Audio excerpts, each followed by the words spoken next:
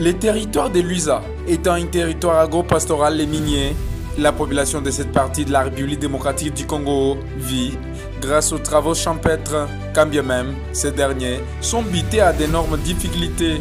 C'est le cas de Timothée Kansanga, coordonnateur territorial de l'Association des volontaires pour la promotion et la réinsertion sociale, à vos en sigle, trouvé dans un champ de Niébé, se trouvant dans le village Kachola, situé à une distance de 5 km de la commune rurale de Luiza. Il nous parle de leur organisation locale.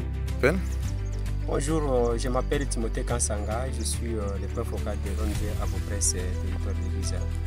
Ce champ que voici, c'est un champ qui a 1 hectare pour ici, mais nous avons que 2 hectares de champs de niébé que nous avions fait. Ce qui se trouve ici, c'est le niébé, tout ce que vous voyez ici. Nous avions commencé depuis le mois de février, le mois de mars, ici on a seulement encore une partie qui est restée. Au moment où ce genre de travail demande beaucoup d'efforts et sacrifices, Timothée nous parle de comment il arrive à cultiver 1 hectare. Non, nous travaillons en main. D'abord, ce sont des grandes difficultés. Nous travaillons en main, comme la haut que j'ai ici. On travaille toujours en main. J'utilise même certaines mamans. Des mamans viennent ici travailler, ils font tout ça.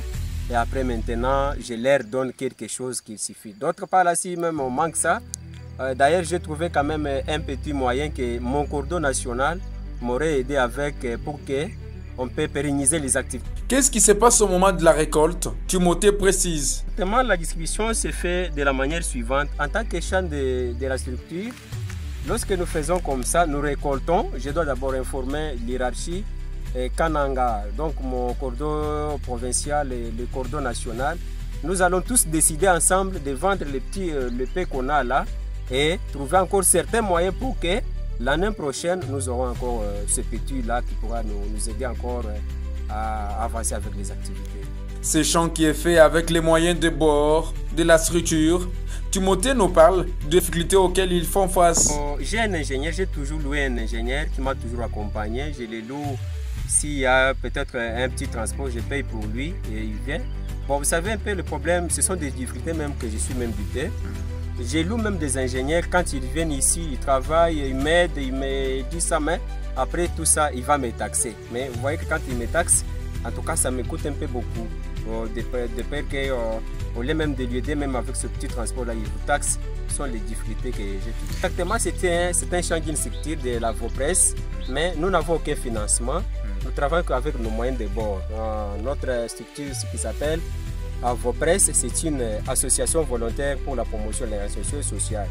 Que moi-même, je suis le coordonnateur du territoire de Luiza de l'ONG Avopresse. Ce secteur agricole, qui est beaucoup négligé dans ces coins, demande la mainmise du gouvernement central et des organisations non gouvernementales qui œuvrent dans ces domaines afin d'appuyer les ménages agricoles, source des revenus pour beaucoup dans ces coins. Timothée Kansanga demande l'appui du gouvernement congolais et des autres bienfaiteurs. Ce jeune coordonnateur de l'association des volontaires pour la promotion et la réinsertion sociale promet de faire plus. Il faut avoir beaucoup de moyens. Son souci majeur est de diminuer les cas de malnutrition dans la zone et surtout lutter contre la faim. C'est une grande structure, ça compte d'ailleurs quand même, je vous parle, ça compte quinzaine de membres. D'ailleurs pour la commune, nous sommes 15. Maintenant pour le territoire entier, parce qu'on est dans des secteurs tels que le secteur de Kalunga, le secteur de Bambaï, le secteur de Kabelekese, c'est là qu'on n'est pas. On n'est pas dans 3 secteurs, mais nous sommes que dans 4 secteurs, monsieur. Non, 6 places à Luiza, nous avons 2 hectares. L'hectare que vous voyez ici est un autre hectare qui se trouve au quartier Rond-Point. Surtout la manque de semences et la manque des intrants, disons. Donc, nous manquons des houes, des machettes. Les houes même que nous utilisons ici, ce sont les houes de nos femmes, de nos quilles. On loue ça, on prend ça, on vient utiliser ça. C'est pourquoi nous demandons aux bienfaiteurs quand même que, à travers de telles difficultés, notre gouvernement, si quand même, à travers ce que le président même lui aurait dit, qu'il veut que les gens puissent faire des champs, la communauté puisse s'approprier du champ. Alors si quand même notre gouvernement, nos bienfaiteurs qui nous entendent à ce moment ici, s'ils nous aidaient vraiment, c'est que Luiza puisse avoir aussi des grandes portions. Parce que nous sommes là les acteurs, nous avons cette volonté-là, mais les moyens financiers nous manquent, les tout nous manquent. En tout cas, si quand même on nous aidait, de la famille. On nous accompagnait, ça sera une très bonne chose, monsieur le journaliste. Je demande à toute la communauté, que ce soit nationale, la communauté de Luiza, la communauté internationale, de pouvoir veiller, ainsi que le gouvernement congolais, de pouvoir veiller sur nos actes que nous posons ici. Tout ceci, c'est pour éviter les barbaries, pour éviter du vol, c'est pour éviter tout. Si nous accompagnons, nous en tant que jeunes comme ça, on a peut-être de petits financements, je pense qu'on doit faire beaucoup plus de tout ce que vous voyez. Nous encadrons des mamans ainsi que des jeunes filles, mais avec seulement des pratiques, mais les moyens ne nous manquent. Je demande à Madimba Kasai, une grande chaîne, en tant que DG vous-même que vous êtes venu, je vous demande de faire balancer tous, donc de faire partager ces messages partout dans le monde entier, qu'ils nous suivent, tous ceux qui nous suivent, qu'ils doivent venir nous aider, ils doivent venir en aide. S'ils nous aident, en tout cas c'est pour l'intérêt du territoire de Luiza, c'est pour l'intérêt de la République démocratique du Congo, c'est pour l'intérêt des continents africains.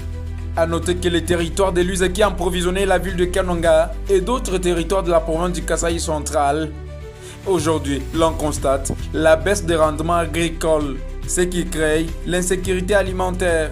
Sur terrain, 4 maniocs qui se négociaient à 500 francs congolais en 2014 se vendent aujourd'hui à 2500 francs congolais. Comment faire pour booster les secteurs agricoles dans les territoires de Luiza? Justin Bestelendou, jeune ingénieur agronome, donne des conseils. C'est un territoire agropastoral. Pour booster le rendement dans notre territoire, nous devons maîtriser les calendriers agricoles, maîtriser la fertilité de notre sol, ça s'exprime en pH, savoir quelles sont les cultures qui peuvent s'adapter à notre climat, à la fertilité du sol que nous avons. Et aussi, nous ne pouvons pas surtout oublier l'élément très majeur, celle de la phytosanitaire, c'est-à-dire comment prendre précaution des maladies, des ravageurs qui peuvent attaquer nos cultures dans la zone où nous encadrons. C'est pourquoi à Luiza, nous devons juste avoir la connaissance spécifique de notre territoire. Nous savons que Luiza est parmi les 6 territoires de la République démocratique du Congo qui a les pH élevés ou agropastoral. Mais maintenant, le mieux à faire, c'est de mettre maintenant les acquis, les intrants pour booster notre rendement. C'est-à-dire que nous allons maîtriser la fertilité du sol, maîtriser notre climat parce qu'il y a le changement climatique. Les calendriers, un ingénieur spécialiste qui a étudié a bien compris comment faire face à des difficultés pareilles. Oui, effectivement, les conseils et aussi la consultation se paye. Un ingénieur agronome ne peut pas travailler bénévolement ou soit il n'est pas engagé par l'État. Avant de consulter un ingénieur agronome, il y a une fiche qui doit mettre à ta disposition où tu dois payer le frais d'émission. Parce que nous n'avons pas de laboratoire. Notre laboratoire, d'abord, notre premier laboratoire, c'est d'abord le terrain. J'arrive dans ton champ, je dois observer quels sont les symptômes que votre champ présente. Avec les effets là, je peux maintenant diagnostiquer et donner la solution à votre problème. Non, c'est pas toujours ça. Vous savez, ici nous avons aussi en termes de fraternité, nous sommes ingénieurs de la zone, donc de Luiza, pour venir m'associer afin que je puisse faire la prospection de votre terrain ou soit faire l'évaluation ou le suivi. Il n'est pas toujours question de me payer 100 $ ou de tout ce que les législateurs ont légiféré non plus. Il suit d'une négociation entre nos frères et aussi d'une vocation. Je suis ingénieur agronome, c'est ma vocation. Je peux travailler, le travail d'abord, tout sera même après.